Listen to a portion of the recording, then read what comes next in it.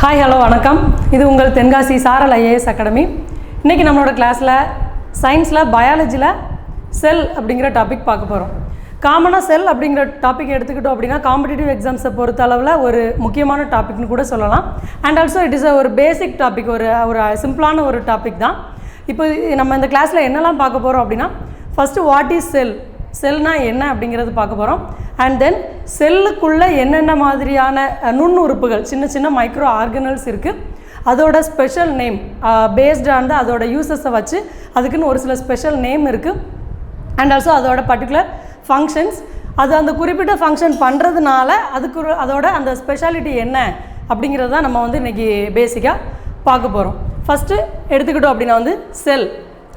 சிம்பிளாக செல்லோட ஸ்ட்ரக்சர் எடுத்துக்கிட்டோம் அப்படின்னா கிட்டத்தட்ட செல்லை எது கூட கம்பேர் பண்ணலாம் அப்படின்னா, எக்கு. நார்மலாக நம்மளோட ஒரு முட்டை இருக்குது தெரியுமா, முட்டை எடுத்துக்கிட்டோம் அப்படின்னா அந்த முட்டையோட ஸ்ட்ரக்சர் எப்படி இருக்கோ அதே மாதிரி தான் நம்மளோட செல் அப்படிங்கிறது இருக்கும். ஃபஸ்ட்டு பேசிக்காக வாட் இஸ் செல் அப்படின்னு எடுத்துக்கிட்டோம் அப்படின்னா, it is a basic unit of living organism அப்படின்னு சொல்லுவாங்க. அதாவது ஒரு உயிரினத்தின் அடிப்படை அலகு அப்படின்னு சொல்லுவாங்க. அப்போ ஒரு உயிரினத்தின் அடிப்படை அலகுனா என்ன அப்படின்னா, அதோட ஸ்டார்டிங் பாயிண்ட், அது எதில் ஆரம்பிக்குது அப்படிங்கிறது. இப்போ ஃபார் எக்ஸாம்பிள் என்னோடய கையில் இந்த ஒரு பென்சில் இருக்குது. இப்போ இந்த பென்சில் எதால் ஆனது அப்படின்னா, பொதுவாகவே நமக்கு தெரியும் உயிரற்ற பொருட்கள், நான் லிவிங் திங்ஸ் எல்லாமே எதால் ஆனது அப்படின்னா ஆட்டம்ஸ், அணுக்களால் ஆனது அப்படிங்கிறது நமக்கு தெரியும். அதே மாதிரி தான் உயிருள்ள பொருட்கள் லைக் பிளான்ஸ் அண்ட் அனிமல்ஸ், தாவரங்கள், விலங்குகள், இது எல்லாமே எடுத்துக்கிட்டோம் அப்படின்னா அது எதால் ஆயிருக்கும் அப்படின்னா செல் அப்படிங்கிற ஒரு பொருளால் தான் ஆயிருக்கும். ஓகேவா? அப்போ இதில் செல்னா என்ன அப்படிங்கிறத பற்றி ப்ரீஃபாக பார்க்கலாம். ஸோ அதோட ஸ்ட்ரக்சர் எல்லாம் நான் அதோட பார்ட்ஸ் எல்லாம் சொல்லிவிட்டு உங்களுக்கு இது எல்லாமே எக்ஸ்பிளைன் பண்ணுறேன். ஃபஸ்ட்டு செல் எடுத்துக்கிட்டோம் அப்படின்னா இட் இஸ் அ உயிரினத்தின் அடிப்படை அமைப்பு மற்றும் செயல் அழகு. ஒரு உயிரினத்தின் செயல் அழகு அப்படின்னு சொல்லி கூட கொஸ்டின் கேட்பாங்க.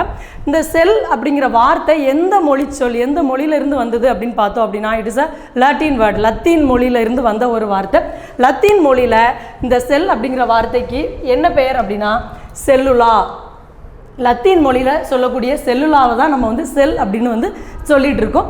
இந்த செல்லுலா அப்படிங்கிறதுக்கு என்ன மீனிங் அப்படின்னா, எ ஸ்மால் சேம்பர், அதாவது சிறிய அறை அப்படிங்கிறது தான் இதோட பொருள். செல்லுலா அப்படிங்கிறதுக்கு ஒரு சிறிய அறை மீன்ஸ், இப்போ ஒரு சின்ன ரூம் இருந்துச்சுன்னா அந்த ரூம்குள்ளே நம்ம ஒரு சில திங்ஸ் வச்சுருப்போம். அதே மாதிரி தான் இந்த செல்லுக்குள்ளேயும் ஒரு சில பொருட்கள் எல்லாமே இருக்குது. அதனால தான் சிறிய அறை அப்படிங்கிறது அதோட மீனிங். ஸோ இந்த செல்லை கண்டுபிடிச்சவர் யார் அப்படின்னா ராபர்ட் ஹூக் அப்படிங்கிற ஒரு சயின்டிஸ்ட். அவர் எந்த நாட்டை சேர்ந்தவர் அப்படின்னா, ஹி பிலாங்ஸ் டு இங்கிலாந்து நாட்டை சேர்ந்த ஒரு அறிவியலாளர் தான் இந்த செல்லை கண்டுபிடிச்சார். அண்ட் இன்னொரு முக்கியமான விஷயம் என்ன அப்படின்னா, கூட்டு நுண்ணோக்கி அப்படிங்கிற பேசிக்கான காம்பவுண்ட் மைக்ரோஸ்கோப், அந்த கூட்டு நுண்ணோக்கியை கண்டுபிடிச்சவரும் அவர் தான். அவர் கண்டுபிடிச்ச அந்த கூட்டு நுண்ணோக்கியில் தான் முதல்ல அவர் செல்லையும் பார்த்தார். யாருன்னா ராபர்ட் ஹூக் அப்படிங்கிறவர். ஓகேவா? அந்த ராபர்ட் ஹூக்குங்கிறவர் செல்லை அப்சர்வ் பண்ணிட்டாரு, பார்த்துட்டாரு செல்னா எப்படி இருக்குங்கிறது அவருக்கு தெரியும். அண்ட் தென் செல்லை பற்றி அவர் என்ன பண்ணினார் அப்படின்னா ஒரு புக்காகவே எழுதி வெளியிட்டார். அந்த புக்கோட பேர் என்ன அப்படின்னா மைக்ரோகிராஃபியா. அப்போ என்ன கொஸ்டின் கேட்கலாம் அப்படின்னா, மைக்ரோகிராஃபியா என்ற நூலை எழுதி வெளியிட்டவர் யார் அப்படின்னு கேட்கலாம். அப்படி இல்லை அப்படின்னா ராபர்ட் ஹூக் எழுதிய நூலின் பெயர் என்ன அப்படின்னு கேட்கலாம். அண்ட் ஆல்சோ இயர், எந்த இயரில் அவர் எழுதினார் அப்படின்னா இந்த இயர் ஆஃப் 1665, 1665 வருஷம் மைக்ரோகிராஃபியா அப்படிங்கிற நூலில் செல்லை பற்றி ஃபுல் டீட்டெயில்ஸ் ராபர்ட் ஹூக்குங்கிறவர் கொடுத்துருக்கிறார். ஓகேவா? ஸோ ஸ்டடி ஆஃப் செல்ஸ், யார் அந்த செல்லை பற்றி ஒருத்தங்க படிக்கிறாங்க அப்படின்னா அந்த ஸ்டடி ஆஃப் செல்ஸை என்ன சொல்லுவோம் அப்படின்னா that is called cell biology. Cell உயிரியல் அப்படின்னு சொல்லுவோம். ஸோ இங்கிலீஷில் cell biology, study of cells is known as cell biology. ஓகேவா? அண்ட் தென் மனித உடலில் உள்ள செல்களின் எண்ணிக்கை, so number of cells present in human body, எவ்வளோ செல்ஸ் நம்ம உடலில் இருக்குது அப்படின்னா 3.7 × 10⁻13 இவ்வளோ நம்பர்ஸ் ஆஃப் செல்ஸ் அப்ராக்சிமேட்டாக. ஏன் அப்படின்னா பர்டிகுலராக இவ்வளோ நம்பர் ஆஃப் செல்ஸ் தான் நம்மளோட பாடியில் இருக்குது அப்படிங்கிறது என்ன பண்ண முடியாது அப்படின்னா சொல்ல முடியாது. ஏன்னா ஈச் அண்ட் எவ்ரிடே, ஒவ்வொரு நாளுமே நம்மளோட உடலில் நிறைய செல்கள் இறந்துகிட்டே தான் இருக்குது. அட் தி சேம் டைம் நிறைய நியூ செல்ஸ் நம்ம பாடியில் ப்ரொடியூஸ் ஆகிட்டே தான் இருக்குது. அதனால் அப்ராக்சிமேட்டாக தோராயமாக சொன்ன மதிப்பு தான் செல்களோட எண்ணிக்கை 3.7 × 10⁻13. ஓகேவா? அப்போது இந்த பேசிக்காக செல்லை பற்றின ஒரு அவுட்லைன் கொஸ்டினில் கேட்கலாம் அப்படின்னா செல்லோட டெஃபினிஷன் கேட்கலாம். அப்போ உயிரினத்தோட அடிப்படை அழகு மற்றும் செயல் அழகுன்னு கேட்கலாம். செல் என்பது என்ன மொழிச்சொல்? செல்லுலா அப்படிங்கிறது என்ன மொழிச்சொல்னா லத்தீன் மொழிச்சொல். லத்தீன் மொழியில் செல்லுலா என்பதன் பொருள் என்ன அப்படின்னா சிறிய அறை. அண்ட் தென் செல்லை கண்டுபிடிச்சவர் யாருன்னா ராபர்ட் ஹூக். அவர் எழுதி வெளியிட்ட நூலின் பெயர் வந்து மைக்ரோகிராஃபியா. இந்த மாதிரியான முக்கியமான கொஸ்டின்ஸ் எல்லாம் இதில் இருந்து வரலாம். ஓகேவா?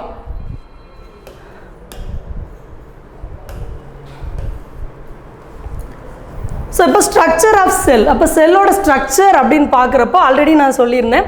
செல்லோட ஸ்ட்ரக்சர்னு எடுத்துக்கிட்டோம் அப்படின்னா we can compare with the egg அப்படின்னு சொல்லியிருந்தேன். நார்மலாக ஒரு முட்டை. ஓகேவா? ஏன் முட்டையும் செல்லையும் நம்ம கம்பேர் பண்ணுறோம் அப்படின்னா, எப்படி முட்டையோட அவுட்டர் லேயர், அந்த வெளியில் இருக்கக்கூடிய அந்த ஷெல், அந்த ஓடு இருக்குது தெரியுமா, ஒயிட் கலராக இருக்கக்கூடிய அந்த ஓடு தான் என்ன அப்படின்னா செல்லில் இருக்கக்கூடிய செல் வால், அதாவது செல் சுவர் அப்படின்னு சொல்லுவோம். அண்ட் தென் நம்ம அந்த முட்டையை வந்து உடச்சி, இப்போ ஆம்லேட்டோ ஆஃப் பாயிலோ போடுறப்போ முட்டையை வந்து உடைப்போம். அப்படி உடைக்கிறப்போ உள்ள லைட்டாக ஒரு தின் லேயர் இருக்கும், ஒரு ஸ்கின் மாதிரி இருக்கும், நம்ம பார்த்துருப்போம். அதுதான் என்ன அப்படின்னா செல் மெம்ப்ரெயின், அதாவது செல் சவ்வு அப்படின்னு சொல்லுவோம். அண்ட் தென் உள்ளே இருக்கக்கூடிய அந்த முட்டையோட வெள்ளைக்கரு ஜெல்லி மாதிரி இருக்கும் தெரியுமா, அதுதான் சைட்டோபிளாசம். நடுவில் இருக்கக்கூடிய மஞ்சக்கரு, நம்ம சாப்பிடக்கூடிய அந்த எக் யோக் அப்படின்னு சொல்லுவோம், அதுதான் என்ன அப்படின்னா அந்த உட்கரு. செல்லில் இருக்கக்கூடிய உட்கரு தான் இந்த மஞ்சக்கரு. செல்லோட சைட்டோபிளாசம் தான் முட்டையில் இருக்கக்கூடிய வெள்ளைக்கரு. அது அந்த செல், அந்த முட்டை அவுட்டர் லேயருக்கு உள்ளே இருக்கக்கூடிய லேயர் தான் செல் சவ்வு. வெளியில் இருக்கக்கூடிய லேயர் தான் செல் சுவர். ஓகேவா? இது எல்லாம் செல்லை பற்றின ஒரு பேசிக் அவுட்லைன் தான். இப்போ நம்ம வாட் இஸ் செல் சுவர்னா என்னது, செல் சவ்வுனா என்னது, சைட்டோபிளாசம்னா என்ன, உட்கருனா என்னன்னு பார்க்கலாம். இதுக்கு அப்புறமா சைட்டோபிளாசத்தில், செல்லுக்குள்ளே சைட்டோபிளாசத்தில் தான் என்ன ஆயிருக்கும் அப்படின்னா நிறைய செல் நுண்ணுறுப்புகள் எல்லாமே புதைஞ்சு இருக்கும். அப்போ அதில் இருக்கக்கூடிய ஒவ்வொரு நுண்ணுறுப்புகளும் என்னென்ன நுண்ணுறுப்புகள் இருக்குது, அதோட பர்டிகுலர் ஃபங்க்ஷன்ஸ் என்ன அப்படிங்கிறது நம்ம பார்க்கலாம். ஓகேவா? அதுக்கு முன்னாடி ஒரு சிம்பிளான ஒரு இன்ட்ரோடக்ஷன் மாதிரி அதோட ஸ்ட்ரக்சரில் கொடுக்கலாம். அப்படின்னா இதுதான் என்ன அப்படின்னா அவுட்டர் லேயர் பார்த்தீங்கன்னா செல் சுவர், செல் வால். இதுதான் வந்து என்னது, நான் சொன்னேன் அந்த முட்டையோட வெள்ளைக்கரு மாதிரி இருக்குமா, இதுதான் செல் வால். அண்ட் தென் உள்ளே இருக்கக்கூடிய ஒரு சின்ன லேயர் தான் என்ன, செல் மெம்ப்ரெயின். அதுக்கப்புறமா உள்ளே இருக்கக்கூடிய இந்த ஜெல்லி மாதிரி இருக்குது தெரியுமா, இதுதான், அதாவது இதுதான் அந்த மஞ்சள் கருன்னு வச்சுக்கோங்க. இந்த சுற்றி இருக்கக்கூடியதான் என்ன அப்படின்னா சைட்டோபிளாசம். அண்ட் தென் அந்த மஞ்சள் கரு தான் என்ன, உட்கரு. ஓகேவா? இது தவிர நம்ம இதில் பார்க்கக்கூடிய இந்த வளவளப்பான எண்டோபிளாசா வலைப்பின்னல், அதாவது ஸ்மூத் எண்டோபிளாஸ்மிக் ரெட்டிகுலம் அப்படின்னு சொல்லுவோம். And then rough endoplasmic reticulum, mitochondria, Golgi உறுப்பு, வேக்வோல், குளோரோபிளாஸ்ட், லைசோசோம், இது எல்லாமே செல்லில் இருக்கக்கூடிய ஒரு சில முக்கியமான நுண்ணுறுப்புகள். அப்போ செல்லில் இருக்கக்கூடிய இந்த நுண்ணுறுப்புகள், ஒரு சில குறிப்பிட்ட நுண்ணுறுப்புகளெல்லாம் கண்டுபிடிச்சவர் யார் அப்படிங்கிற அவரோட சயின்டிஸ்ட் நேம், இது எல்லாமே நம்ம ப்ரீஃபாக பார்க்கலாம். ஓகேவா? அப்போ செல்லோட ஸ்ட்ரக்சர்னு எடுத்துக்கிட்டோம் அப்படின்னா ஃபஸ்ட்டு செல் சுவர், அண்ட் தென் செல் சவ்வு, சைட்டோபிளாசம், புரோட்டோபிளாசம்னா என்ன அப்படிங்கிறது பார்க்க போகிறோம். நியூக்ளியோபிளாசம்னா என்னன்னு பார்ப்போம். மைட்டோகாண்ட்ரியானா என்ன, பசுங்கணிகம்னா என்ன, நுண்குமிழ்கள்னா என்ன, உட்கரு. ஓகேவா? அதுதான் நியூக்ளியஸ் அப்படின்னு சொல்லுவோம். உட்கரு உரை வந்து நியூக்ளியஸ் உரை, நியூக்ளியர் மெம்ப்ரெயின் அப்படின்னு சொல்லுவோம், உட்கரு உரை. அண்ட் தென் கோல்கை உறுப்புகள்னா என்ன, லைசோசோம். சென்ட்ரியோல் அப்படிங்கிறது செல்லில் என்ன பார்ட், பிளாஸ்மோடெஸ்மேட்டானா என்ன, எண்டோபிளாசா வலைப்பின்னல்னா என்ன, ரைபோசோம்கள்னா என்ன, இது எல்லாத்தையும் பற்றி உள்ள ப்ரீஃபாக பார்ப்போம். ஃபஸ்ட்டு நம்பர் 1 செல் சுவர், அதாவது செல் வால். ஓகேவா? ஸோ இப்போ இந்த செல் வால், இந்த செல் சுவரோட மெயின் நமக்கே தெரியும், எப்போவுமே அவுட்டர் வெளியில் இருக்கக்கூடிய ஒரு பொருளுக்கான வேலை என்ன அப்படின்னா ப்ரொடெக்ஷன். ஃபார் எக்ஸாம்பிள் நம்ம வீட்டில் காம்பவுண்ட் வால்லாம் போட்டிருப்போம், அதோட வேலை என்ன, நம்ம வீட்டுக்குள்ளே யாரும் வந்துடக்கூடாதுங்கிற ஒரு ப்ரொடெக்ஷனுக்கு. லைக்வைஸ் நம்மளோட ஸ்கின் என்ன பண்ணுது, நம்மளோட பாடியை ப்ரொடெக்ட் பண்ணுது, நம்ம பாடிக்குள்ளே வேறு ஏதாவது தேவையில்லாத மைக்ரோப்ஸ், பேத்தோஜன்ஸ் என்டர் ஆகாமல் ப்ரொடெக்ட் பண்ணுது. அதே மாதிரி தான் இந்த செல் சுவரோட வேலையும் என்ன அப்படின்னா ஜஸ்ட் கிவ் ப்ரொடெக்ஷன், இதோ பாதுகாப்பு. ஸோ செல்லோட ப்ரொடெக்டார் அப்படின்னு சொல்லுவாங்க. செல் wall is the ப்ரொடெக்டார் of the செல், செல்லோட தாங்குபவர்னு சொல்லலாம், பாதுகாப்பவர்னு சொல்லலாம். ஓகேவா? அதுக்கப்புறம் இந்த செல்லை பாதுகாக்கிறது, அதுக்கப்புறமா உறுதி. ஏன்னா ஸ்ட்ராங்காக இருக்கிறது, அந்த அவுட்டர் லேயர் ஸ்ட்ராங்காக இருக்கிறதுனால தானே எக்கு ஸ்டேபிளாக இருக்க முடியுது. அதனால் செல்லுக்கு உறுதியை கொடுக்கறது, வலிமை, ஸ்ட்ராங்காக இருக்கிற ஒரு கேரக்டரை கொடுக்கறது. அதுக்கப்புறமா it present outside of the cell membrane, cell சவ்விற்கு வெளியே. நான் ஆல்ரெடி சொன்னேன், அந்த முட்டை உடைக்கிறப்போ உள்ளே இருக்கக்கூடிய லேயர் தான் செல் சவ்வுன்னு சொன்னேன்னா, அப்போ அந்த செல் சவ்வுக்கு வெளியில் இருக்கக்கூடிய ஒரு லேயர் தான் இந்த செல் சுவர். அதே மாதிரி இந்த செல் சுவரோட வேலை என்ன அப்படின்னா, செல்லிற்கு திடமான வடிவத்தை கொடுப்பது. அப்போ அதுக்கு ஒரு ப்ராப்பர் ஷேப்பை கொடுக்கறது எது அப்படின்னாலும் என்ன தான், செல் சுவர் தான். Main point, cell wall is made up of, cell சுவர் எவற்றால் ஆனது அப்படின்னு ஒரு கொஸ்டின் கேட்பாங்க. அப்போ அதுக்கு மெயினாக என்ன அப்படின்னா, cell wall is made up of cellulose, cellulose என்ற பொருளால் ஆனது. செல்லுலோஸ் அப்படிங்கிறது இட் இஸ் ஒரு கெமிக்கல். அதால் தான் வந்து என்ன ஆயிருக்கும் அப்படின்னா, எப்போவுமே செல் வால் எல்லாமே வந்து மேடாயிருக்கும். ஓகேவா? இங்கே இன்னொரு முக்கியமான விஷயம் என்ன அப்படின்னா, we can see the cell wall only in plants. ஓகேவா? பிளான்ட் செல்லில் மட்டும்தான் செல் வால் ப்ரெசண்ட் ஆகிருக்கும். சரியா? அப்போ அனிமல் செல்லில் இருக்காதா அப்படின்னு கேட்டால், அனிமல் செல்லில் செல் சுவர் கிடையாது. விலங்கு செல்களில் செல் சுவர் கிடையாது. இன்ஸ்டெட் ஆஃப் செல் வால், செல் சுவருக்கு பதிலாக அங்கே என்ன இருக்கும் அப்படின்னா, செல் மெம்பரேன், செல் சவ்வு தான் இருக்கும். செல் சுவர் தாவரங்களில் மட்டும்தான் இருக்கும். ஓகேவா? அதுவும் ஒரு முக்கியமான கொஸ்டின். இங்கே அப்போ செல்லின் தாங்குபவர் அல்லது பாதுகாவலர் அப்படின்னு சொல்லி கொடுத்துட்டு கீழே ஆப்ஷன்ஸ் கொடுக்கலாம். அப்படி இல்லை அப்படின்னா protector of the which is called the protector of the cell அப்படின்னு கூட கேட்கலாம். ஓகேவா? அப்போ அதுக்கு செல்லுக்கு உறுதியை கொடுப்பது எது, வலிமையை கொடுப்பது எதுன்னு கேட்கலாம். செல்லுக்கு திடமான வடிவத்தை கொடுப்பது எதுன்னு கேட்கலாம்.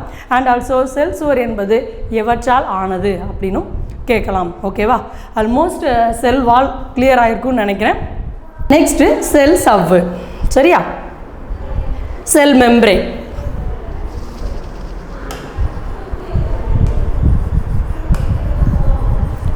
செல் சவ்வு தான் செல் மெம்பரேன் அப்படின்னு சொல்லுவோம். And also it is called as gate of the செல்லுன்னு சொல்லுவாங்க, செல்லின் கதவு.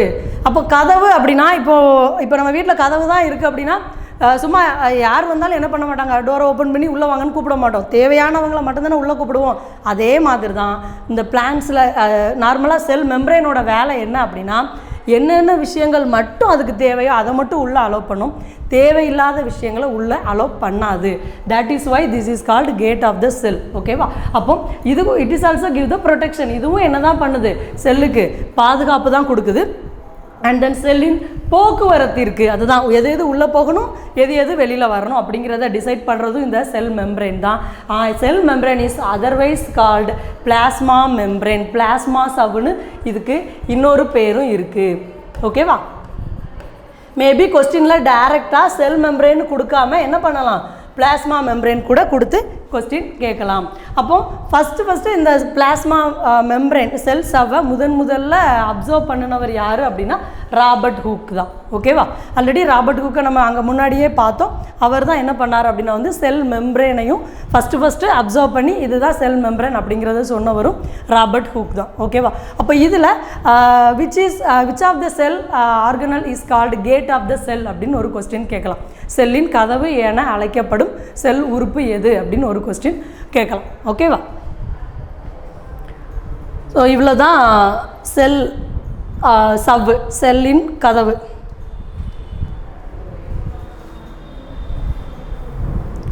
Next cytoplasm. அதுதான் என்னது, ஆல்ரெடி நான் சொல்லியிருக்கேன். சைட்டோபிளாசம் எது, செல்லில் இருக்கக்கூடிய முட்டையில் இருக்கக்கூடிய அந்த உட்கருக்கு வெளியே இருக்கக்கூடிய லேயர் ஜெல்லி மாதிரி இருக்குமா, முட்டையோட அந்த வெள்ளைக்கருன்னு சொல்லுவோமே, அதே மாதிரி தான் செல்லுலையும் என்ன இருக்கும், இந்த சைட்டோபிளாசம் இருக்கும். இந்த சைட்டோபிளாசத்துக்கு என்ன ஒரு ஸ்பெஷல் அப்படின்னா, இந்த சைட்டோபிளாசத்தால் மட்டும்தான் என்ன பண்ண முடியும்னா ஒரு இடத்துல இருந்து இன்னொரு இடத்துக்கு நகர்ந்து போக முடியும். எப்படி நம்ம பாடியில் பிளட்டு எல்லா இடத்துலையும் சர்க்குலேட் ஆகிட்டே இருக்குது, அப்படி தானே? ஹார்ட்டோ லங்ஸோ லிவரோ எங்கேயுமே போயிட்டுலாம் வராது. பட் பிளட் மட்டும் என்ன ஆகும், through out the body circulate ஆகிட்டே இருக்கும், ஆக்சிஜன் எல்லாமே கொடுக்கறதுக்காக. அதே மாதிரி இந்த சைட்டோபிளாசமும் என்ன பண்ணும் அப்படின்னா செல்லுக்குள்ளே இது மட்டும்தான் என்ன ஆகும் அப்படின்னா வந்து நகரக்கூடிய தன்மை உடையது. அப்போ இது எங்கே இருக்கும்? ஆல்ரெடி நான் சொல்லியிருக்கேன், உட்கருவை சுற்றி இருக்கக்கூடியது. உட்கருவை சுற்றி இருக்கக்கூடிய நீர் அல்லது ஜெல்லி பார்த்துருக்கோம் தானே, வெள்ளைக்கரு பார்த்துருக்கோம் தானே, நீர் அல்லது ஜெல்லி மாதிரியான ஒரு ஸ்ட்ரக்சர் தான். இதுக்கு பேர் தான் என்ன அப்படின்னா சைட்டோபிளாசம். ஓகேவா? அப்போ செல்லின் நகரும் பகுதி எது அப்படின்னா என்னது? சைட்டோபிளாசம் தான் செல்லின் நகரும் பகுதி. அப்போ இந்த சைட்டோபிளாசம் எதால் ஆனது அப்படின்னா, நம்ம அந்த வாட்டர் கண்டென்ட் சொன்னோமா, அந்த நீருக்கு பேர் என்ன அப்படின்னா சைட்டோசால். அந்த நீருக்கு பேர் என்ன அப்படின்னா சைட்டோசால். ப்ளஸ் செல் நுண்ணுறுப்புகள், ஆல்ரெடி நான் சொன்னேன் நிறைய அதில் நுண்ணுறுப்புகள் எல்லாம் புதஞ்சிருக்குன்னு சொல்லியிருக்கேன்னா, அதே அந்த செல் நுண்ணுறுப்புகள் தான். இந்த சைட்டோசால் எதால் ஆனது அப்படின்னா made up of 70 to 90% of water. இந்த சைட்டோசால் 70லேருந்து 90% என்ன தான்? மேக்ஸிமம் வாட்டர் தான். ஓகேவா? நீரால் தான் ஆனது. அதுக்கப்புறம் இது வந்து நிறமற்றது. எப்படி தண்ணிக்கு கலர் இருக்குமா? இருக்காது. அதே மாதிரி தான் இந்த சைட்டோபிளாசமும் என்னது? இட் இஸ் கலர்லெஸ், நிறமற்ற ஒரு பொருள். ஓகேவா? ஸோ இவ்வளோ தான் என்ன அப்படின்னா சைட்டோபிளாசம். அப்போ வாட் இஸ் சைட்டோசால்னு கேட்கலாம். சைட்டோசால்ங்கிறது என்னது அப்படின்னா சைட்டோபிளாசத்தில் இருக்கக்கூடிய ஒன் ஆஃப் த காம்பனண்ட், ஒரு பகுதி பொருள் தான். அப்போ சைட்டோசால் எவற்றால் ஆனது அப்படின்னா நீர். ஓகேவா? நீர் அண்ட் இதுக்கு வந்து கலர்லெஸ். அப்போ வாட்டர் எவ்வளோ அமௌண்ட் ஆஃப் வாட்டர் அதில் ப்ரெசென்ட் ஆகிருக்கும் அப்படின்னா 70 to 90% வாட்டர் அதில் ப்ரெசென்ட் ஆகிருக்கும். ஓகேவா? இப்போ சைட்டோபிளாசம் ஆல்மோஸ்ட் கிளியராக இருக்கும். Next protoplasm.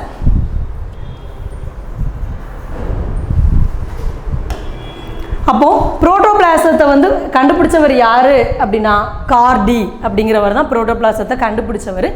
புரோட்டோபிளாசத்துக்கு புரோட்டோபிளாசம்னு பேர் வச்சவர் யாரு அப்படின்னா வந்து ஃபர்கின்ஜி அப்படிங்கிறவர் தான் பேர் வச்சார். அப்போ கன்ஃபியூஸ் பண்ணிக்க கூடாது. இப்போ ரெண்டு சயின்டிஸ்டோட நேமுமே நமக்கு தெரிஞ்சிருக்கும். பட் கண்டுபிடிச்சவங்க எப்போவுமே நிறைய நேம் வந்து அப்படி தான் இருக்கும். கண்டுபிடிச்சவங்க ஒன்று இருக்கும், அதுக்கு பேர் வச்சவங்க ஒன்று இருக்கும். கண்டுபிடிச்சவங்க ஜஸ்ட் இது என்னது அப்படிங்கிறத கண்டுபிடிச்சிருப்பாங்க.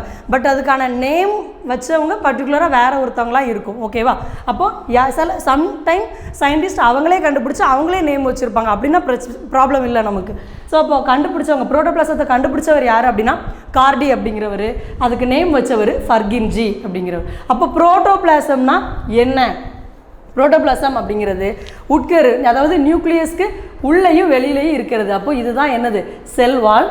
இதுதான் நியூக்ளியஸ், உட்கரு. அப்படின்னா இந்த உட்கருவுக்கு உள்ளேயும் மீன்ஸ் உட்கரு ப்ளஸ் அது வெளியில் இருக்கக்கூடிய எல்லாம் சேர்ந்தது. அதாவது அந்த உட்கருவும் சைட்டோபிளாசம் இது எல்லாம் சேர்ந்ததான் வந்து என்ன அப்படின்னா புரோட்டோபிளாசம். அப்போ நல்லா லிசன் பண்ணிக்கோங்க. உட்கருவை சுற்றி இருக்கிறத மட்டும்னா என்னது? சைட்டோபிளாசம். ஓகேவா? உட்கரு ப்ளஸ் சைட்டோபிளாசம் தான் என்னது? புரோட்டோபிளாசம். ஓகேவா?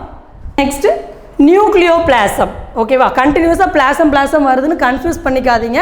சைட்டோபிளாசம் தான் என்னது? செல்லோட நகரும் பகுதி. உட்கருக்கு வெளியில் இருக்கக்கூடிய ரீஜன் மட்டும் சொன்னோம். புரோட்டோபிளாசம்ங்கிறது என்னது? Nucleus plus cytoplasm. நியூக்ளியஸும் சைட்டோபிளாசமும் சேர்ந்ததான் புரோட்டோபிளாசம். இங்கே வேர்டுலேயே கொடுத்துட்டாங்க நியூக்ளியோபிளாசம்னு. நியூக்ளியஸ் உட்கருவுக்கு இங்கிலீஷில் தான் என்னது? நியூக்ளியஸ். ஓகேவா? ஸோ இங்கே உட்கருவுக்கு உள்ளே இருக்கக்கூடிய திரவம் ஒன்றும் இல்லை, சிம்பிளாக ஞாபகம் வச்சுக்கோங்க. மஞ்சள் கரு மட்டும் எடுத்து நம்ம ஆஃப் பாயில் சாப்பிட்றப்ப மஞ்சள் கரு மட்டும் தனியாக இருக்குமா? அதுதான் என்ன அப்படின்னா வந்து உட்கருவுக்கு அந்த உட்கரு அது உள்ளே இருக்கக்கூடிய எல்லாமே என்ன அப்படின்னா நியூக்ளியோபிளாசம். இந்த நியூக்ளியோபிளாசத்துக்கு இன்னொரு பேரும் இருக்குது, அணுக்கரு திரவம் அப்படின்னு சொல்லலாம், நியூக்ளியோபிளாசம்னு சொல்லலாம். அப்போ என்ன கேட்கலாம்? மேபி ஸ்டேட்மெண்ட்டில் கொடுக்குறப்போ புரோட்டோபிளாசம்ங்கிறது என்னது, நியூக்ளியோபிளாசம்ங்கிறது என்னது, சைட்டோபிளாசம்ங்கிறது என்னதுங்கிற ஃபுல் டெஃபினிஷனோட கொடுக்குறப்போ என்னங்கிற ஃபுல் டீட்டெயில் தெரிஞ்சதுனா தான் ஸ்டேட்மெண்ட் கொஸ்டின், கூற்று காரணங்களில் இருக்கக்கூடிய கொஸ்டின்ஸ் நமக்கு ஆன்சர் பண்ண முடியும். ஓகேவா? ஸோ இவ்வளோ தான் அந்த உட்கருவுக்கு உள்ளே இருக்கக்கூடிய எல்லாமே. அப்போ சிம்பிளாக ஞாபகம் வச்சுக்கோங்க, உட்கருவுக்கு உள்ளே இருக்கக்கூடிய எல்லாமே நியூக்ளியோபிளாசம். உட்கருவும் சைட்டோபிளாசமும் சேர்ந்தது அப்படின்னா புரோட்டோபிளாசம். உட்கருவுக்கு வெளியில் இருக்கிறது மட்டும் சைட்டோபிளாசம். அவ்வளோதான். Next mitochondria. செல்லில் இருக்கக்கூடிய ஒரு ரொம்ப ரொம்ப ரொம்ப முக்கியமான ஒரு செல் நுண்ணுறுப்பு எது அப்படின்னா வந்து இந்த மைட்டோகாண்ட்ரியா தான். ஏன் அப்படின்னா ஒரு செல்லுக்கு தேவையான எல்லா ஆற்றல் எல்லா எனர்ஜியவும் கொடுக்கக்கூடியது எது அப்படின்னா இந்த மைட்டோகாண்ட்ரியா தான். அப்போ இந்த மைட்டோகாண்ட்ரியாவை தான் என்னன்னு சொல்கிறாங்க? செல்லின் ஆற்றல் நிலையம் அல்லது ஆற்றல் மையம், power house of a cell அப்படின்னு சொல்லுவாங்க.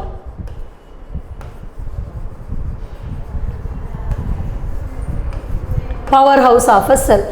Which part of a cell is known as power house of a செல்னு கேட்கலாம். செல்லின் ஆற்றல் மையம் அல்லது ஆற்றல் நிலையம் என அழைக்கப்படும் செல் நுண்ணுறுப்பு எதுன்னு சொல்லி கேட்கலாம். அண்ட் ஆல்சோ காம்படிட்டிவ் எக்ஸாம்ஸில் இது ஒரு ரிப்பீட்டட் கொஸ்டின் தான்.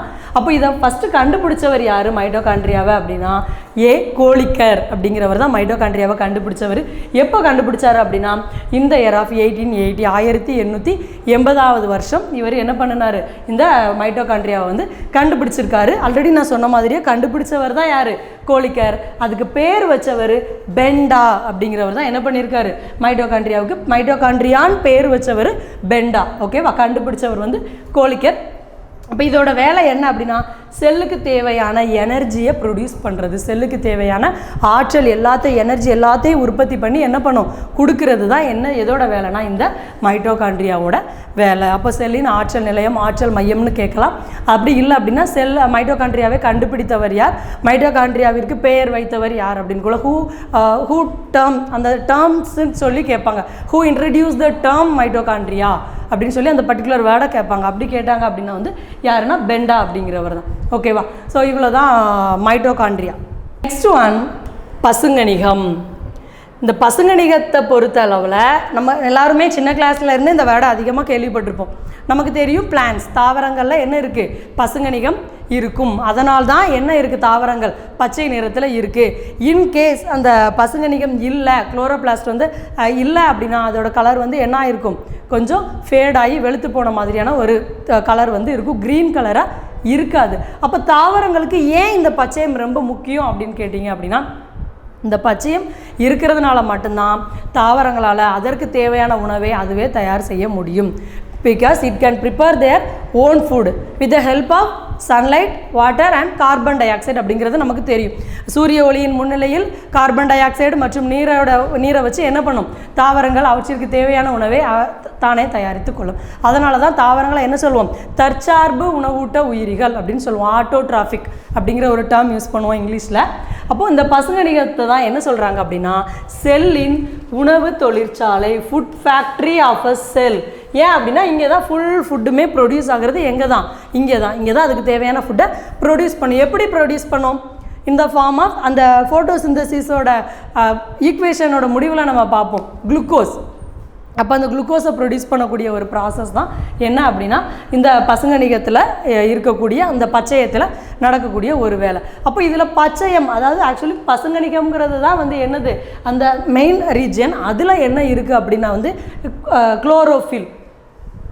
பசுங்கணிகம் அப்படிங்கிறது வந்து குளோரோபிளாஸ்ட், பச்சையம் அப்படிங்கிறது குளோரோஃபில். குளோரோஃபில்ங்கிறது it is a pigment நிறமி.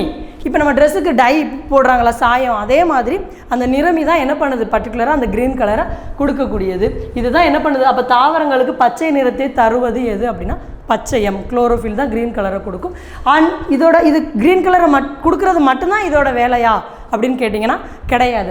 And also it drop the sunlight. சூரிய ஒளியை அதிகமாக ஈர்க்கக்கூடியதும் இந்த பச்சையம் தான். சரியா, அப்போ சூரிய ஒளியை ஈர்த்து என்ன பண்ணுது, தாவரங்கள் ஒளிச்சேர்க்கை மூலமாக அதுக்கு தேவையான உணவை அதுவே தயாரிக்கிறதுக்கு இது ஹெல்ப் பண்ணும். ஓகேவா, நெக்ஸ்ட்டு அப்போது சூரியன் நம்ம இந்த ஒளிச்சேர்க்கையில் என்ன நடக்குது அப்படின்னா காமனாக கேட்பாங்க. ஒவ்வொரு பர்டிகுலரான இன்ஸ்ட்ருமெண்ட்டில் ஒளி ஆற்றல் எந்த ஆற்றலாக கன்வெர்ட் ஆகுது, வேதி ஆற்றல் எந்த ஆற்றலாக மாறுது அப்படின்னு சொல்லி கேட்பாங்க. அதே மாதிரி ஒருவேளை நம்ம ஒளிச்சேர்க்கையில் எந்த ஆற்றலாக மாறுதுன்னு கேட்டாங்க அப்படின்னா ஒளிச்சேர்க்கையில் light energy is converted into chemical energy. அதாவது ஒளி ஆற்றல் வேதி ஆற்றல். ஏன் ஒளி ஆற்றல் வேதி ஆற்றல்னா இங்கே ஒளி ஆற்றல்னு சொல்கிறது வந்து சன்லைட்டு, வேதி ஆற்றல்னு சொல்கிறது கெமிக்கல். ஃபைனலாக ஃபோட்டோசிந்தசிஸோட முடிவில் என்னது ப்ரொடியூஸ் ஆச்சு, என்ன கிடச்சிது நமக்கு, குளுக்கோஸ் தான் கிடச்சிது. Glucose it is a chemical, அது ஒரு வேதிப்பொருள். அதனால தான் என்ன சொல்கிறோம், ஒளி ஆற்றல் வேதி ஆற்றலாக கன்வெர்ட் ஆகிருக்கு அப்படின்னு நம்ம சொல்கிறோம். ஓகேவா, அப்போ இது எதில் இருக்கும் அப்படின்னா ஏன் தாவர செல்களில்னு பர்டிகுலராக கொடுத்துருக்காங்க அப்படின்னா we don't have the ability to produce the food by own. நம்மளால் என்ன பண்ண முடியாது, நமக்கு தேவையான ஃபுட்டை நம்மளால் ப்ரிப்பேர் பண்ண முடியாது.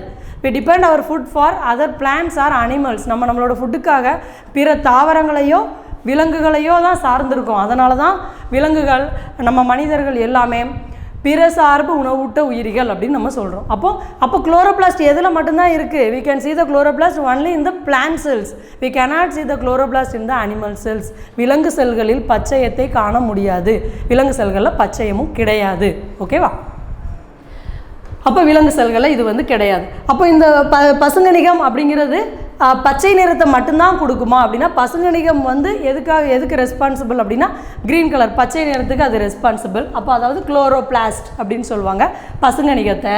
அப்போ இது வந்து பச்சை நிறத்தை மட்டும் கொடுக்கும். இன்னும் 2 டைப் இருக்குது. என்ன அப்படின்னா குரோமோபிளாஸ்ட். ஓகேவா? குரோமோ அப்படிங்கிற வேர்டுக்கு குரோமோபிளாஸ்ட், குரோமோ அப்படிங்கிற வேர்டுக்கு என்ன மீனிங் அப்படின்னா கலர். குரோமோபிளாஸ்ட்டுக்கு என்ன மீனிங்னா அதாவது கலர். அதனால் வண்ணக்கணிகம். இப்போ எல்லா பிளான்ட்ஸுமே க்ரீன் கலராக தான் க்ரீன் கலரில் தான் இருக்குமா அப்படின்னு கேட்டால் கிடையாது. இப்போ குரோட்டன்ஸ் லீஃப்லாம் எடுத்துக்கிட்டோம் அப்படின்னா நிறைய எல்லா கலரும் அதில் வந்து மிக்ஸ் ஆகி இருக்கும். இப்போ மாம்பழம் எடுத்துக்கிட்டோம் அப்படின்னா காய் பச்சை கலரில் இருக்கும், லைட் ஒரு ஆரஞ்சு அப்புறமா எல்லோ இந்த கலர்லாம் லைட்டு அங்கங்கே இருக்கும். ஃபுல்லாக பழுத்ததுக்கப்புறம் என்ன கலரில் மாறிடும்? ரெட் கலரில் மாறிடும், எல்லோ கலரில் வந்து மாறிடும். அப்போ இது எல்லாமே என்ன அப்படின்னா அதில் இருக்கக்கூடிய அந்த குரோமோபிளாஸ்ட் வண்ணக்கணிகங்கள் தான் மலர், ஃப்ளவர்ஸ். நம்ம கலர்ஃபுல்லாக ஃப்ளவர்ஸ்லாம் பார்க்குறோமா, அதோட கலராக இருக்கட்டும், ஃப்ரூட்ஸோட கலராக இருக்கட்டும், இது எல்லாத்துக்கும் கலரை கொடுக்கறது எது அப்படின்னா குரோமோபிளாஸ்ட் வண்ணக்கணிகங்கள் தான். லாஸ்ட் ஒன் லியூகோபிளாஸ்ட் வெளிர்கணிகம். இந்த வெளிர்கணிகம் குளோரோபிளாஸ்ட், குரோமோபிளாஸ்ட், லியூகோபிளாஸ்ட். இந்த வெளிர்கணிகம் கலர்லெஸ். அப்போ நம்ம பார்த்துருப்போம் சில இலைலாம் மரத்துலேருந்து உதிர்ந்துருக்கும், அதில் கலர் க்ரீன் கலர், மற்ற இலைலாம் க்ரீன் கலராக இருக்கும். பட் ஒரு குறிப்பிட்ட லீஃபில் மட்டும் எப்படி இருக்காது?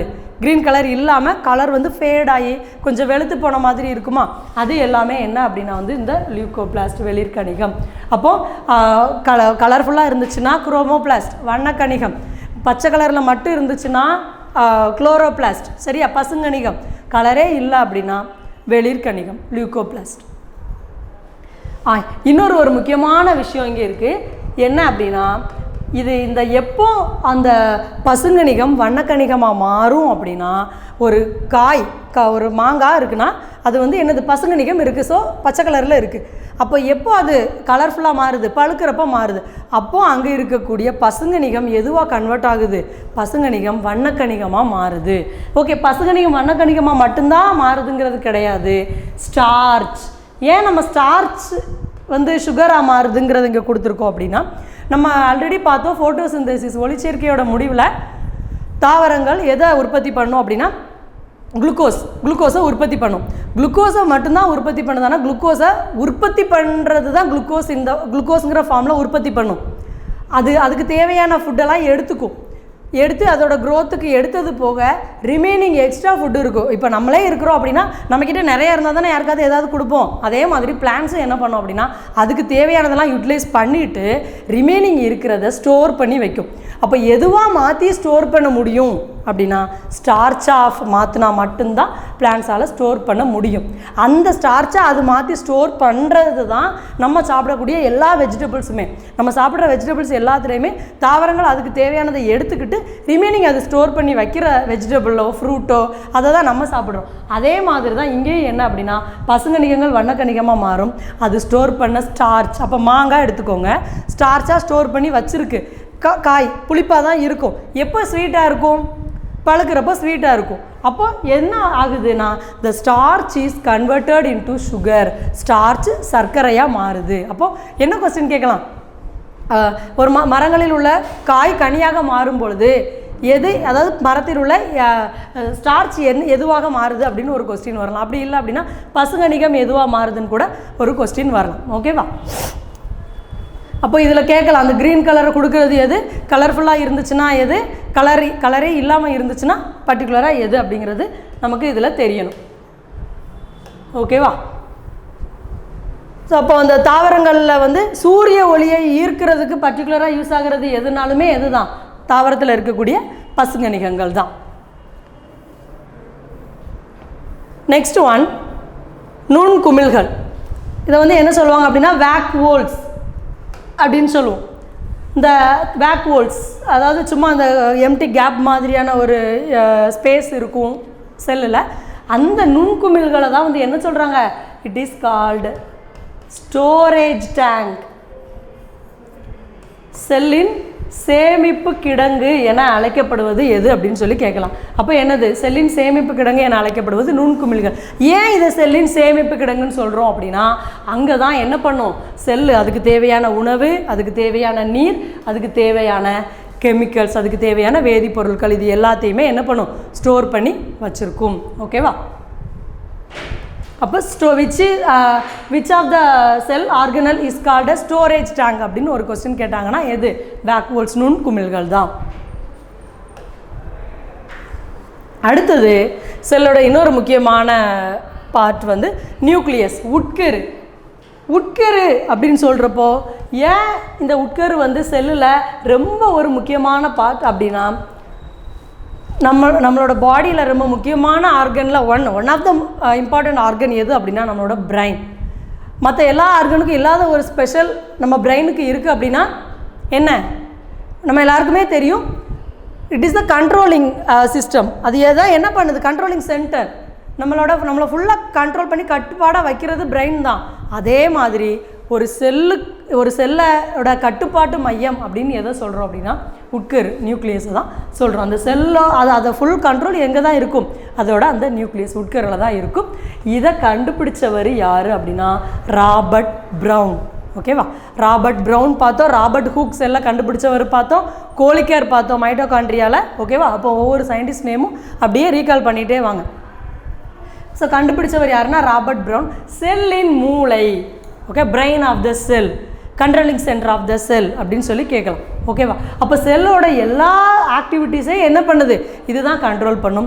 மிகப்பெரிய செல் உறுப்பு, which is the biggest sell organelle அப்படின்னு ஒரு கொஸ்டின் கேட்கலாம். செல்லின் மிகப்பெரிய உறுப்பு, செல்லுலேயே ரொம்ப பெருசாக இருக்கிறது எது அப்படின்னா வந்து இந்த நியூக்ளியஸ், உட்கரு தான். செல்லில் நடக்கக்கூடிய எல்லா செயல்களையுமே என்ன பண்ணும்? இந்த உட்கரு தான் வந்து கண்ட்ரோல் பண்ணும்.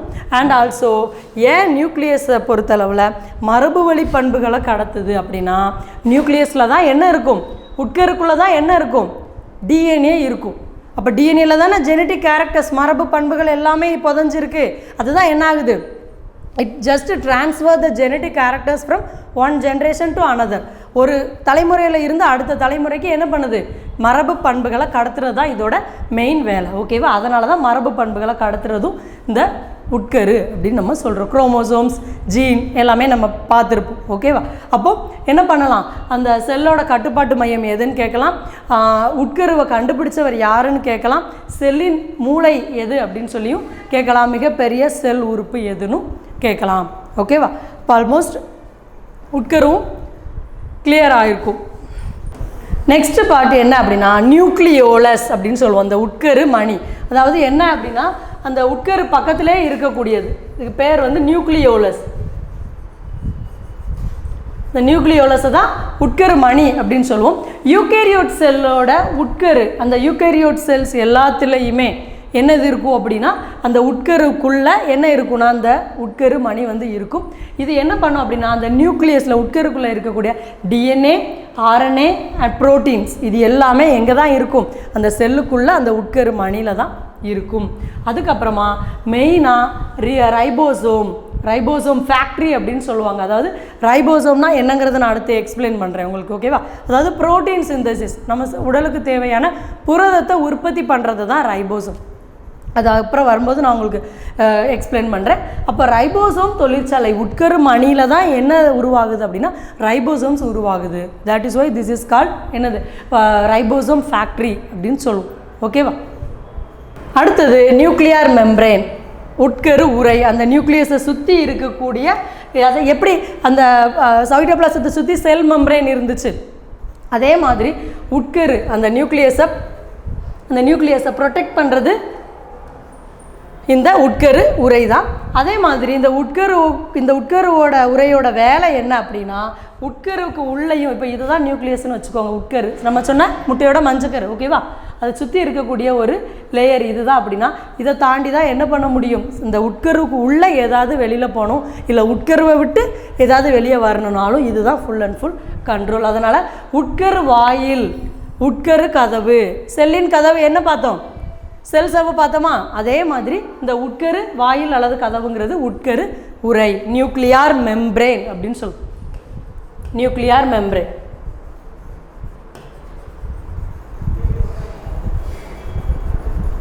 ஓகேவா?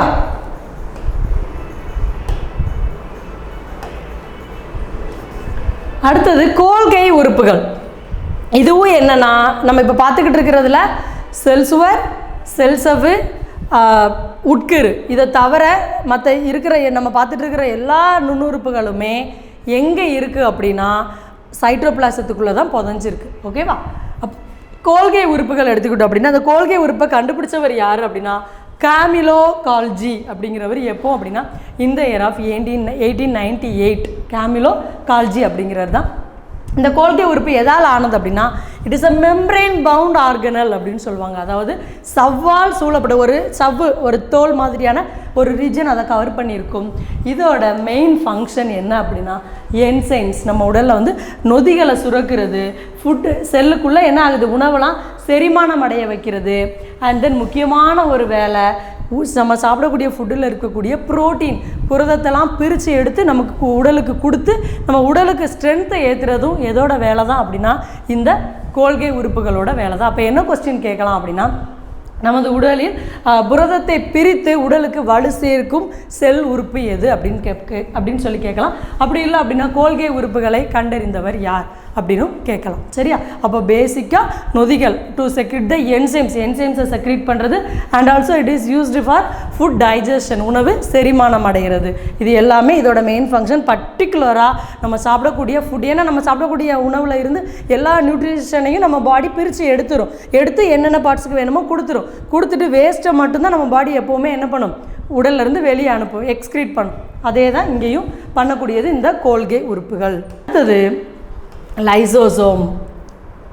இந்த லைசோசோம் அப்படிங்கிறது என்ன அப்படின்னா it is a suicide bag of the cell அப்படின்னு சொல்லுவாங்க. லைசோசோமை சூசைட் பேக். ஏன் சூசைட் பேக் அப்படின்னா செல்லோட முதன்மை செரிமான பகுதி, செல்லோட primary digestive part of a cell அப்படின்னு கேட்பாங்க. செல்லோட முதன்மை செரிமான பகுதி எது அப்படின்னா வந்து இந்த லைசோசோம் தான். இந்த லைசோசோமை கண்டுபிடிச்சவர் யார் அப்படின்னா கிறிஸ்டியன் டூவி. ஓகேவா? கிறிஸ்டியன் டூவி அப்படிங்கிறவர் தான் இதை வந்து கண்டுபிடிச்சாரு.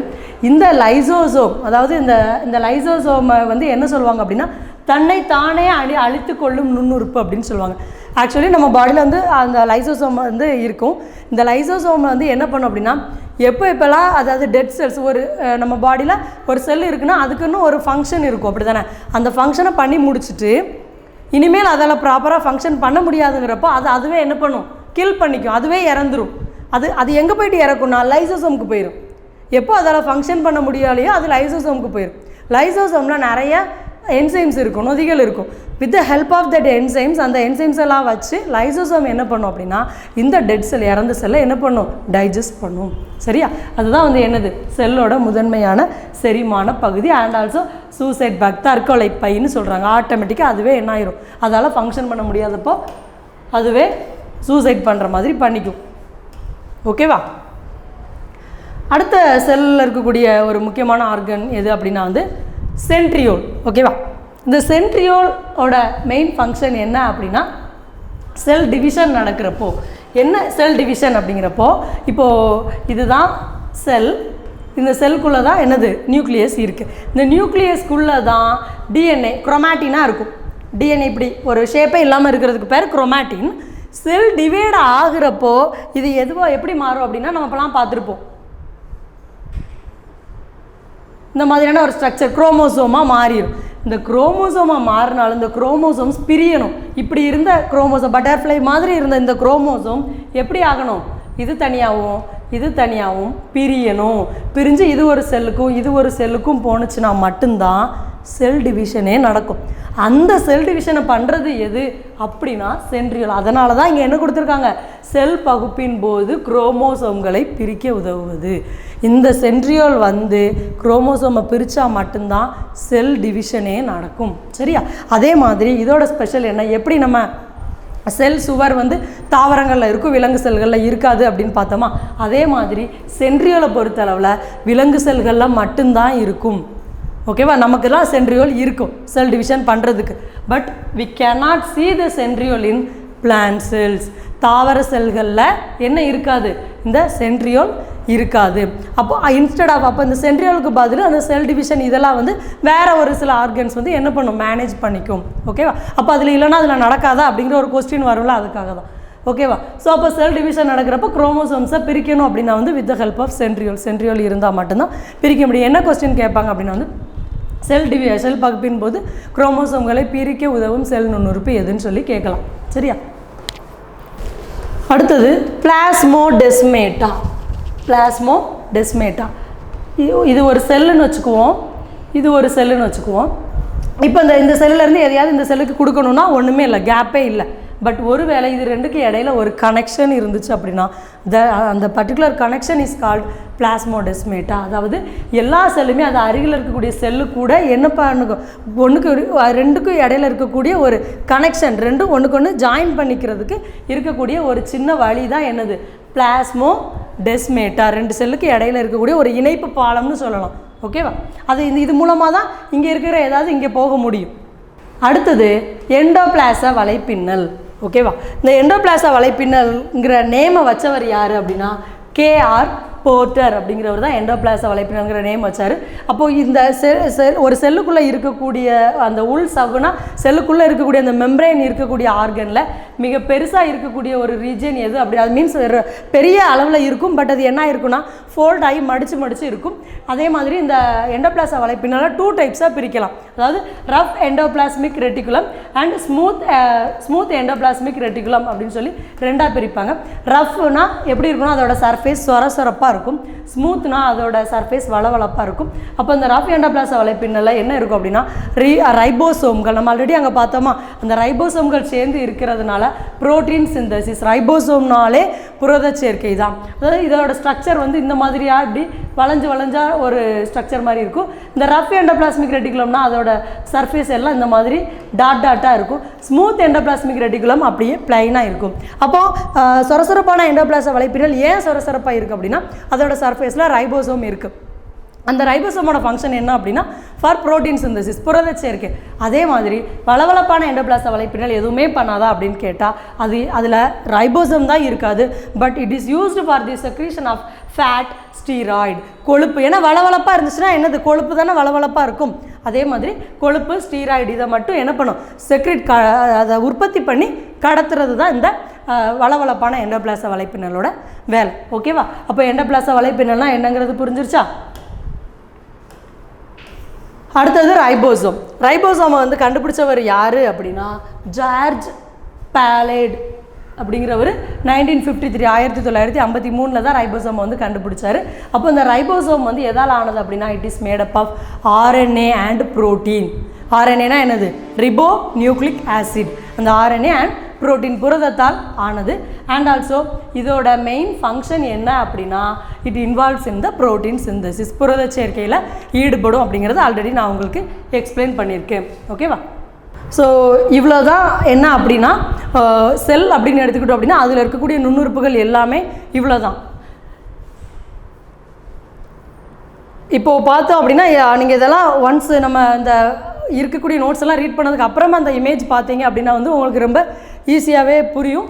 ஸோ இவ்வளோ நேரம் எடுத்தது உங்களுக்கு அண்டர்ஸ்டாண்ட் ஆகிருக்கும்னு நினைக்கிறேன். உங்களுக்கு வேறு ஏதாவது டாபிக் சயின்ஸில் வேறு எந்த மாதிரியான டாப்பிக்லாம் வேணும் அப்படின்னா கீழே கமெண்ட் பண்ணுங்கள். உங்களுக்கு தேவையான எல்லா டாப்பிக்குமே அடுத்தடுத்த கிளாஸஸில் உங்களுக்கு வரும். தேங்க்யூ.